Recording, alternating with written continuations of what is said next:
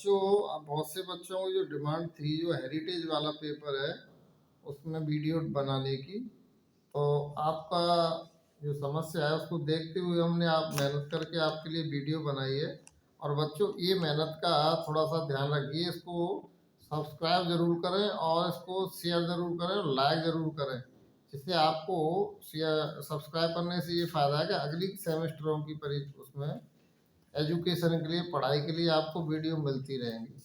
तो आज का टॉपिक हमारा है introduction of Indian agriculture heritage, यानी भारतीय कृषि विरासत क्या है, या उसका परिचय कुछ भी कह सकते हैं। तो देखिए क्या है, विरासत का मतलब है हमारे पुरानी चीज़ें, जैसे कृषि विरासत प्राचीन भारत में अपनाए गए मूल्यों और पारंपरिक कृषि प्रथाओं या पद्धतियों को दर्शाती है। यानी हमारे जो पूर्वज थे वो खेती कैसे करते थे, कौन सी प्रथाएं अपनाते थे, कौन सी पद्धति अपनाते थे, कौन कौन से हलों का प्रयोग करते थे, कैसे जो है जुताई करते थे, कैसे सिंचाई करते थे, ये सारी की सारी पद्धतियां थी उनको, यानी जैसे कैसे खेती करते थे, ये सब हमारी विरासत है एग्रीकल्चर की, जो वर्तमान कृषि प्रणाली के लिए अधिक प्रासंगिक या मिलती जुलती है। तो इस समय हमारी जो कृषि प्रणाली है उससे मिलती जुलती है, यानी उसके रिलीवेंट है, कुल मिलाकर के ये कह सकते हैं। बहुत सिंपल है कुल मिलाकर के, इसमें ये है कि हमारे पूर्वज कैसे खेती करते थे, वो चीज़ें हमें विरासत, उनकी विरासत हमारी विलुप्त न हो जाए, इसीलिए इस सब्जेक्ट को बनाया गया है। यानी उनमें बहुत सारी खूबियाँ थी, बहुत अच्छी थी, इको फ्रेंडली थी वो, इसलिए इसको सहेज के रखना है हमें। तो हमारी कृषि विरासत हमारी ये पूर्वज कैसे खेती करते करते थे, अगर आप फिर भी भूल जाएं तो हमारे दादा परदादा जो खेती करते थे, जो पद्धतियाँ थी, जो उपकरण यूज करते थे, जो जैसे सिंचाई करते थे, जैसे हार्वेस्टिंग करते थे, वो सब हमारा हेरिटेज है। ठीक है ना। अब देखिए बात करते हैं, अब देखिए आमतौर पर इतिहास यानी हिस्ट्री अतीत की घटनाओं को निरंतर रिकॉर्ड करता है, यानी अपना रखता है इतिहास, जबकि विरासत एक पीढ़ी से दूसरी पीढ़ी तक विरासत में मिली मूल्यों को इंगित करता है। यानी हमारे पूर्वजों ने, आपके दादा ने की जमीन आपके पिताजी को मिल गई, और आपके पिताजी आपके लिए छोड़ गए और आप अपने बच्चों के लिए छोड़ जाए, तो ये विरासत हुई। अब जैसे बहुत सी चीज़ें विरासत में, जो ज्ञान एग्रीकल्चर का आपके परदादा को से दादा को मिला, कैसे खेती करते थे, आपके पिताजी ने दादाजी से सीखा और आपने पिताजी से सीखा कैसे खेती करते हैं, ये सब विरासत में आता है। यानी जो हमें ज़मीन मिली है वो विरासत में मिली है, और जो खेती करने की पद्धति है, टेक्नोलॉजी है, कैसे करते हैं, वो भी विरासत मिली। अब फॉर एग्जांपल जैसे आपके पिताजी ने कही उसमें 1 कट्टा यूरिया दे आओ, या उसमें FIM भूरे की जो खाद होती है वो आप लगाया उस खेत में, या जैसे इस खेत में आप इसमें ढैंचा कर दीजिए, इससे जो है ग्रीन मैन्योर बना देंगे। तो ये आपके पापा जी ने आपको सिखाई, ये सब विरासत में है, आप वहाँ से सीखे हैं। ठीक है ना।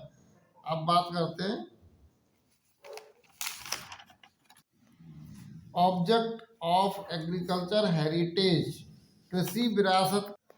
ऑब्जेक्ट ऑफ एग्रीकल्चर हेरिटेज यानी कृषि विरासत के उद्देश्य। अब जैसे ये हम उद्देश्य, किसी काम को करने का उसका एक उद्देश्य होता है, तो ये सब्जेक्ट हम क्यों पढ़ रहे हैं, ये सब्जेक्ट क्यों बनाए, इसका उद्देश्य क्या है। देखिए नंबर, इसको हमने नंबर वाइज आपको दर्शाया जिससे आपकी समझ में आसानी से आ जाए। नंबर 1, प्रकृति के अनुकूल कृषि पद्धतियों की पहचान करना, यानी प्रकृति के अनुकूल कृषि पद्धतियाँ, यानी इको फ्रेंडली, हमारी जो है इसको इको सिस्टम को, पर्यावरण को नुकसान न हो उससे, और उसकी संस्थागत सहायता करना। अब किसी इंस्टीट्यूट के द्वारा उसको सपोर्ट करना। ठीक है ना। यानी हमारी जो कृषि की पद्धति है, प्रणाली है, वो प्रकृति के अनुकूल होनी चाहिए, ऐसा नहीं हो कि उससे हमारी प्रकृति को नुकसान हो। जैसे अगर आप कोई इंसेक्टिसाइड यूज करते हैं तो उसमें क्या प्रकृति को नुकसान होगा या हमारी जमीन का इकोसिस्टम बिगड़ेगा, ठीक है ना। या रासायनिक खादों का अंधाधुंध प्रयोग करेंगे तो हमारी जो जमीन का मिट्टी का इकोसिस्टम बिगड़ जाएगा, क्योंकि उसमें बहुत सारे, अब ये देखिए यहाँ पे आपको बताएं, पहले आपने देखा होगा आपके पिताजी के ज़माने में, आपके दादाजी के ज़माने में केंचुए ज़मीन में बहुत ज़्यादा थे। इसको फार्मर का, किसान का मित्र भी बोला जाता था। क्यों? कि वो ज़मीन में जो है जुताई करता रहता। जुताई कैसे? वो ज़मीन में अंदर जा रहा है फिर बाहर जा रहा है, अंदर जा रहा है बाहर जा रहा है, ये करता रहता था। तो फसल में क्या होता था, जड़ों में एयरेशन हो जाती थी, हवा जाती थी। यानी उसमें जो है हवा जड़ों के लिए बहुत जरूरी होती है। और जितनी एयरेशन जमीन में होगी, इसीलिए तो जुताई करते हैं कि जमीन में जितना वैसी होगी, एयर जाएगी तो उतना पौधा अच्छा सर्वाइव करता है। तो ये सब क्या है, ये इको फ्रेंडली, यानी इसमें ऐसी पद्धति हो जिससे कि प्रकृति को कोई नुकसान न हो। नंबर 2, राजस्व यानी रेवेन्यू आधारित खेती के संरक्षण और प्रबंधन के लिए स्थानीय कृषक समुदायों का निर्माण, यानी हमारा जो रेवेन्यू सिस्टम से लोकल कृषकों का समुदाय का निर्माण करना, ठीक है ना। अब बात करते हैं थर्ड पॉइंट की, जैव विविधता। अब थर्ड पॉइंट की जैव विविधता यानी बायोडाइवर्सिटी। अब पहले जैव विविधता क्या होता है, बायोडाइवर्सिटी क्या होती है। हमारे बायो यानी जीवित, यानी विभिन्न प्रकार के पौधे, जीव जंतु, ये बायोडाइवर्सिटी होती है। जैसे बैक्टीरिया, फंजाई, बहुत सारी चीजें, एनिमल, कीड़े मकोड़े, बहुत सारे, बायोडाइवर्सिटी। ये इसका वेरिएशन ज़्यादा होता है, वो इको फ्रेंडली होती है, यानी उसकी वो अच्छा होता है। और पारंपरिक ज्ञान, यानी हमारा ट्रेडिशनल नॉलेज, यानी पीढ़ी दर पीढ़ी से जो ज्ञान है उसी को हम बोल रहे हैं यहाँ पे पारंपरिक ज्ञान, ठीक है ना। के क्षरण या नुकसान के जोखिम को कम करना, यानी हमारा जो बायोडाइवर्सिटी है, यानी एनिमल जितने इन्वायरमेंट, वहाँ जैसे आपके खेत में वहाँ पे कुछ पेड़ भी हैं तो बहुत सारे चिड़ियाँ भी रहती हैं, उनके बच्चे भी होते हैं, बहुत सारी चीज़ें होती हैं बायोडाइवर्सिटी में। बहुत जीव जंतु, ज़्यादा से ज़्यादा जीव जंतु रहे, उसी को बायोडाइवर्सिटी वेरिएशन ज़्यादा बोलते हैं, ठीक है ना। पारंपरिक ज्ञान, हमारा पुराना ज्ञान, हमारे बाबा ये करते थे, हमारे दादा ये करते थे, ऐसे करते थे, इतना अच्छा पैदा होता था, ये सब पुराना उनका ज्ञान का क्षरण यानी नुकसान न हो के जोखिम को कम करना, यानी हमारा जो जो पुराना नॉलेज है और बायोडाइवर्सिटी है उसका नुकसान न हो, इस उद्देश्य से सब्जेक्ट को हम पढ़ते हैं, ठीक है ना। हमारा वो विलुप्त न हो जाए पुरानी जानकारियाँ। समझ में आ गया होगा आपके अच्छी तरह से। उन जानकारियों को, उन नॉलेजों को जिन्होंने कैसे विकसित किया था, वो विलुप्त न हो जाएं, ठीक है ना, ये उद्देश्य होता है। जैव विविधता यानी बायोडाइवर्सिटी और प्राकृतिक संसाधनों, नेचुरल रिसोर्सेस के संरक्षण और सतत उपयोग को मजबूत करना, यानी बायोडाइवर्सिटी जो आपको मैंने पहले समझा दी ऊपर वाले टॉपिक में, और प्राकृतिक संसाधन, नेचुरल रिसोर्सेज। नेचुरल रिसोर्सेज होती है हमारे, बहुत सारे नेचुरल रिसोर्स होते हैं जो प्रकृति द्वारा प्रदत्त हैं, ठीक है ना। जैसे बहुत अच्छी कहीं मिट्टी है, कहीं तालाब है, बांध है, इस पर मतलब बहुत सी चीज़ें होती है प्राकृतिक संसाधन में।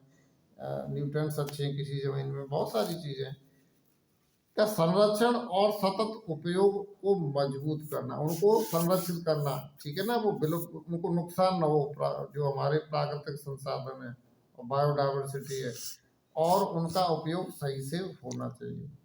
नेक्स्ट, 5वां नंबर, जलवायु परिवर्तन के प्रति संवेदनशीलता को कम करना, ठीक है ना, और सतत कृषि और ग्रामीण विकास को बढ़ाना, यानी जो जलवायु परिवर्तन के प्रति संवेदनशीलता को कम करना, यानी जलवायु परिवर्तन से फसलों को जो नुकसान होता है उसको कम कैसे, बुजुर्ग जानते थे। और सतत कृषि और ग्रामीण विकास को बढ़ावा देना, इसलिए इस सब्जेक्ट को हमने पढ़ा जाता है।